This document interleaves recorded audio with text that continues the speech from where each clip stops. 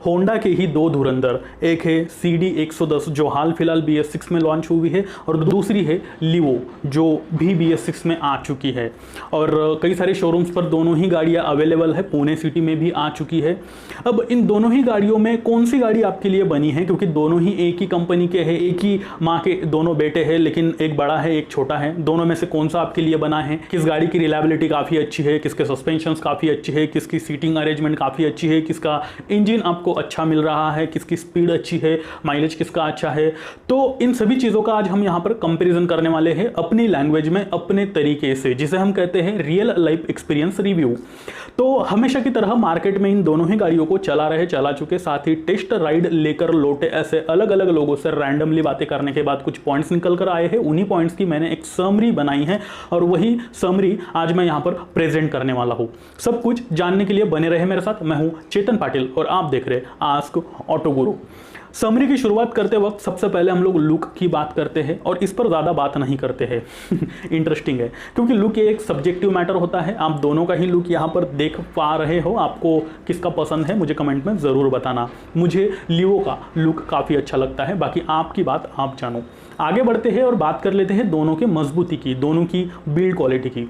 तो दोनों ही एक ही माँ के बेटे हैं जैसे मैंने कहा, और यहाँ पर किसी से भी भेदभाव नहीं किया हुआ है होंडा ने। दोनों में बिल्ड क्वालिटी अच्छी मिल रही है। पेंट क्वालिटी थोड़ी सी नाराज कर देती है, इन फ्यूचर शायद ये फेंट हो सकती है। प्रीवियस ट्रैक रिकॉर्ड के हिसाब से देखा जाए तो ये प्रॉब्लम्स आते हैं होंडा में, कुछ गाड़ियों में आते हैं, जो लियो में भी आ रहा था, तो शायद यहाँ पर भी हो, शायद ना भी हो।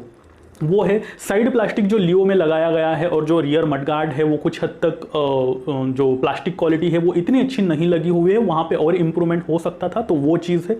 उसके अलावा जो दोनों ही गाड़ियाँ हैं, जो चेसिस है काफ़ी मजबूत है, indicators, headlamp, switches, handle bar, seat जो दी जा रही है, grab rails, fabric material, steel material, plastic material, जितना भी यहाँ पर मिल रहा है A1 क्वालिटी का मिल रहा है, जो मैंने बताया उन चीज़ों को छोड़ करके।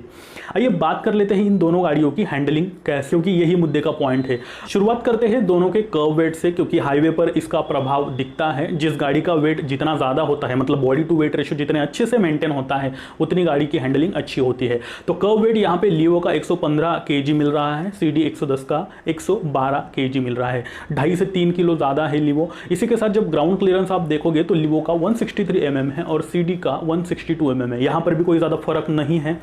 लेकिन जब आप इन दोनों ही गाड़ियों को रूरल एरिया में कह लो, या फिर खराब रास्तों में कह लो, या फिर पहाड़ वाले रास्तों पर कह लो, ओबड़ खाबड़ रास्तों पर कह लो, ऐसी जगह पर लेकर जाते हो तो ये ग्राउंड क्लियरेंस इतना मतलब ठीक है, डिसेंट ही है।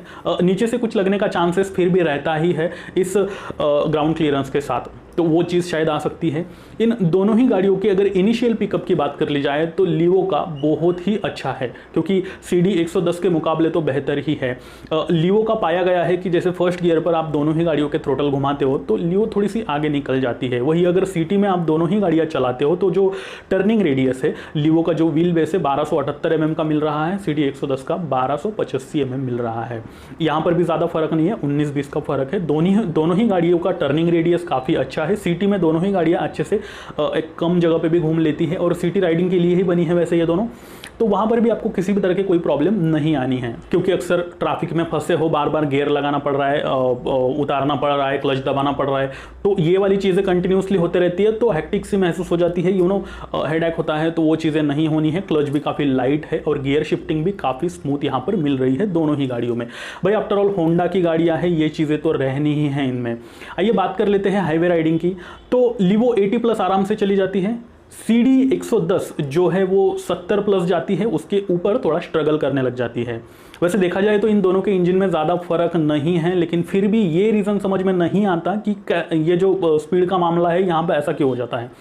75+ भी गाड़ी जो है CD 110 चली जाती है, लेकिन स्ट्रगल करने लग जाती है, जो नॉइस है वो काफ़ी ज़्यादा आने लग जाता है, और कहीं ना कहीं खींच रही है, ज़बरदस्ती कर रही है, वो वाला प्रॉब्लम आता है, जैसे कि लियो में नहीं आता है। ये गाड़ी आपको 80-85 तक भी आराम से चली जाती है। कुछ लोगों ने तो इसके ऊपर भी इस गाड़ी को लेकर गए हैं, तो वो है। दोनों ही गाड़ियों पर कॉर्नरिंग बिल्कुल भी पॉसिबल नहीं है, कंप्यूटर सेगमेंट्स की गाड़ियां है। दोनों ही गाड़ियों में 4 स्पीड गियर बॉक्स मिल रहे हैं। मैंने जैसे कहा दोनों ही स्मूथ है, कहीं पर भी आपको अटकते या फिर खटकते वो वाला प्रॉब्लम नहीं आने वाला। वही अगर किसी चढ़ान पर दोनों ही गाड़ियों को आप चढ़ा रहे हो तो यहाँ पर लियो में कोई प्रॉब्लम नहीं आने वाला है। 3rd गियर पे हो या फिर 4th गियर पे हो या फिर 1st 2nd गियर पे, जो भी स्पीड है उस स्पीड में अगर आप कंटिन्यूसली गाड़ी चढ़ा रहे हो तो गाड़ी चढ़ जाती है आराम से। लेकिन यहाँ पर CD 110 में थोड़ा सा स्ट्रगल महसूस होता है और ये धीरे धीरे करके चढ़ती है। एक सर्टन जो पिक पॉइंट आता है, चढ़ान लंबी है, 40-45 के स्पीड पर हो तो स्पीड अपने आप कम हो जाता है। वो प्रॉब्लम यहाँ पर देखने को मिला हुआ है।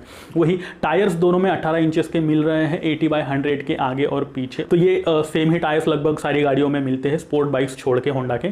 तो यहाँ पर ये स्कीटिंग होते हैं बारिश के दिनों में, नॉर्मल सीजन में कोई प्रॉब्लम नहीं है। अगर पैनिक ब्रेकिंग लग जाती है, बहुत ही जोर से ब्रेक लगा देते हो आप, तो वहां पर भी ये दोनों टायर्स जो है, रियर टायर्स खास तौर पर दोनों ही गाड़ियों के थोड़े से स्कीड होने के चांसेस है। मैं ये तो नहीं कहूंगा कि हर बार होती ही है, लेकिन सिचुएशन अगर उस तरह की क्रिएट हो गई कि एकदम आपको पैनिक सिचुएशन में ब्रेकिंग लगानी पड़ गई, सामने कोई ऑब्जेक्टिव आ गया, तो फ्रंट ब्रेक काफी एग्रेसिव होता है इन दोनों ही गाड़ियों का। रियर ब्रेक थोड़ा सा स्मूथ है तो उस लिहाज से फ्रंट लग जाएगा, और जो रियर है वो कम पावर लगेगा, उसमें इतना जो बाइट है वो अच्छी नहीं पकड़ेगा, तो फिर स्किड हो सकती है या फिर दाएं या फिर बाएं। और बारिश के दिन हो तो फिर तो होनी ही होनी है। जैसे मैंने कहा दोनों में लगभग सेम ही इंजन मिलता है। लियो में 109.51 CC air cooled engine single cylinder BS6 engine मिल रहा है, जो कि FI के साथ अब की बार मिल रहा है आपको। मैक्स पावर जो है ये 8.79 PS की जनरेट करता है और मैक्स टॉर्क जो है 9.30 Nm की जनरेट करता है। यहाँ पे आपको किक एंड सेल्फ स्टार्ट मिल जाता है और होंडा की अपनी घरेलू टेक्नोलॉजी ESP जो है इसमें एंड HET फिट करी गई है दोनों ही गाड़ियों में। स्मूथ है ये इंजन, पहले के मुकाबले तो और भी यहाँ पर स्मूथ करा गया है लिवो का इंजन। उसके बाद अगर आप 85+ भी जाते हो तो भी इंजन में किसी भी तरह के वाइब्रेशंस महसूस नहीं होते हैं आपके। थोड़े बहुत जो फुट रेस्ट है, पिलियन बैठता है, वहां पर महसूस होते हैं, लेकिन वो निग्लिजिबल है। CD 110 का भी लगभग यही इंजन है, लेकिन यहाँ पे 75+ वाइब्रेशंस महसूस होते हैं। उसके ऊपर गाड़ी स्ट्रगल करती है, बहुत ज्यादा खींचने पर 80 तक बड़ी मुश्किल से जाती है, लगभग जाती ही नहीं है ऐसा समझ लो आप, और ऐसे में वाइब्रेशंस काफी ज्यादा महसूस होने लग जाते हैं। तो ये प्रॉब्लम यहाँ पे है। अब इन दोनों ही गाड़ियों की जो सीट है काफी कंफर्टेबल है, लंबी चौड़ी है। जो सीट हाइट है 790 mm है दोनों ही गाड़ियों पर, और कंफर्टेबल सिटिंग पोजीशन मिल रही है राइडर के लिए भी और पिलियन के लिए भी। दोनों ही गाड़ियों पर आप आराम से लॉन्ग राइड के लिए जा सकते हो। CD 110 है तो आपको 60-65 के स्पीड पर कंटिन्यूसली चलाना पड़ेगा। कंटिन्यूसली इट मींस उतने स्पीड के दौरान ही आपको चलाना पड़ेगा, आप आराम से चला सकते हो। लियो की बात करूं तो यहाँ पर आप स्पीड बढ़ा सकते हो, घटा सकते हो, हाईवे देख करके जैसे रास्ते के हिसाब से आपने जो अपने हिसाब से स्पीड में गाड़ी चला सकते हो। तो ये चीज़ है। 5.4 फीट अगर आपकी हाइट है या फिर उसके ऊपर है तो आप इन दोनों ही गाड़ियों को आराम से चला सकते हो। अगर उसके नीचे है तो आपको दिक्कतें आ सकती है। इन दोनों ही गाड़ियों में सेम सस्पेंशंस मिल रहे हैं लिवो एंड CD 110 में, और दोनों के ही सस्पेंशंस थोड़े हार्ड लगे हुए हैं। लेकिन अगर डबल सीट आप बैठकर चल रहे हो तो जी हाँ, ये सस्पेंशंस आपको अच्छे से जो है शॉक एब्जॉर्ब कर लेते हैं। सिंगल बंदे के लिए पीठ में आज भी दर्द होता ही है यहाँ पर। लिवो में आपको drum and disc with CBS, मतलब ड्रम वेरिएंट भी आता है यहाँ पर और डिस्क वेरिएंट भी आता है। डिस्क है तो बेटर है, क्योंकि अक्सर आप लोग जानते ही हो जहाँ पे डिस्क ब्रेक है उसकी ब्रेकिंग सिस्टम अच्छी ही होती है। और CD 110 में आपको CBS मिल रहा है और ड्रम ब्रेक ही मिल रहा है, यहाँ पर किसी भी तरह का कोई डिस्क का ऑप्शन नहीं है। तो ऑब्वियसली जाहिर सी बात है डिस्क ब्रेक जहाँ पे है, यानी कि जो लिवो है उसकी ब्रेकिंग सिस्टम अच्छी है। और जैसे मैंने कहा था, पैनिक सिचुएशन में ब्रेक लगा देते हो, रास्ता खराब है, मिट्टी पड़ी है नीचे या फिर यूँ समझ लो बारिश पड़ी है, तो फिर ये दोनों ही गाड़ियाँ स्किड होने के चांसेस है। दोनों ही गाड़ियों में हैलोजन हेडलैम्प मिल रहा है और ये ऑन एन एवरेज ठीक ठाक सा रास्ता आपको दिखा देते हैं। ना ज़्यादा हाई एंड सेगमेंट के आप कह सकते हो और ना ही ज़्यादा लोअर, तो ठीक ठाक सा आपको डार्क नाइट में भी रास्ता दिखा देते हैं। दोनों ही गाड़ियों में लगभग 9 लीटर का फ्यूल टैंक कैपेसिटी मिल जाता है और 60-65 तक का इनका माइलेज जो है हम एक्सपेक्ट कर सकते हैं, क्योंकि माइलेज हमेशा डिपेंड करता है आप लोगों की राइडिंग स्किल पे, और अलग अलग लोगों को यही माइलेज मिला हुआ है। आपके पास भी है तो आप बताना हमें इन दोनों में से आपको किसका माइलेज कितना मिल रहा है। आइए बढ़ लेते हैं प्राइस पे, कीमत पे। अब प्राइस भी अलग अलग जगह पे अलग अलग होती है, मुंबई, दिल्ली, चेन्नई, कोलकाता, हैदराबाद, पुणे, हर जगह। तो लिवो 70 से 75 और CD 110 65 से लेके 67, 65 से लेके 66 हजार रुपीज जो प्राइस है। अब ये एक शोरूम प्राइस है, आप आपके नजदीकी शोरूम पर जाकर इनकी एग्जैक्ट ऑन रोड प्राइस आपके सिटी में कितनी है वो पूछ सकते हो। ये दोनों ही गाड़ियां इंडिया में काफी ज्यादा बेची जाती है, इतनी ज्यादा नहीं बेची जाती है जितनी इंडियन गाड़ियां, इंडियन मैन्युफैक्चरर्स बेचते हैं। जैसे हीरो है या फिर टीवीएस है या फिर बजाज है, उनके मुकाबले थोड़ी बहुत ही ये कॉम्पीट करती है। अब ये मैं इसलिए बता रहा हूँ क्योंकि इनके सर्विस नेटवर्क्स में कहीं ना कहीं आज भी आपको जो दिक्कतें रूरल एरियाज़ में देखने को मिल जाएगी। अगर आप सिटी में हैं तो होंडा के सर्विस नेटवर्क जगह जगह पे है, लेकिन किसी ऐसे रूरल एरिया में आप फंस गए जहाँ पे स्पेयर पार्ट मिलना मुश्किल है, या फिर आप किसी ऐसे एरिया में हो और इस गाड़ी को खरीदना चाहते हो, तो इस बात को ध्यान में रखना कि इसके स्पेयर पार्ट या फिर सर्विस नेटवर्क आपके आसपास है या फिर नहीं है। दोनों ही गाड़ियों की मेंटेनेंस कॉस्ट मंथली या फिर यूँ कह लो जब आप सर्विसिंग के लिए लेके जाते हो तो लगभग 350 से लेके 500 रुपए तक नॉर्मल सर्विसिंग कॉस्ट इतनी आ ही जाती है। इसके अलावा अगर आप कोई पार्ट चेंज करते हो मेजर या फिर नॉर्मल ही कह लो तो उसकी कॉस्ट अलग से आती है। नॉर्मल सर्विसिंग कॉस्ट इतनी आनी है 350 से लेके 500 रुपए के बीच में। आइए मोरल पे बढ़ लेते हैं, और मोरल ये है कि इन दोनों में से कौन सी गाड़ी आपके लिए बनी है, दोनों में से कौन सी गाड़ी आपको खरीदनी चाहिए, क्योंकि प्राइस में लगभग 5 से 7 हज़ार रुपए का फर्क है। CD 110 सस्ती है और जो लीवो है ये 75 तक अलग अलग वेरिएंट है इसके, 75,000 तक कहीं ना कहीं चली जाती है एक शोरूम प्राइस। ऑन रोड ये और भी ज़्यादा जा सकती है।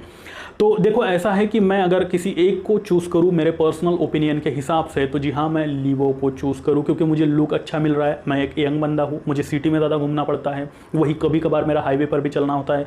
स्टूडेंट्स अगर हैं तो वो भी इस गाड़ी को परचेस कर सकते हैं। एक लुक जो 100 और 110 सीसी सेगमेंट में कोई एक अच्छी लुक वाली गाड़ी देख रहा है तो जी हाँ ये गाड़ी उनके लिए है।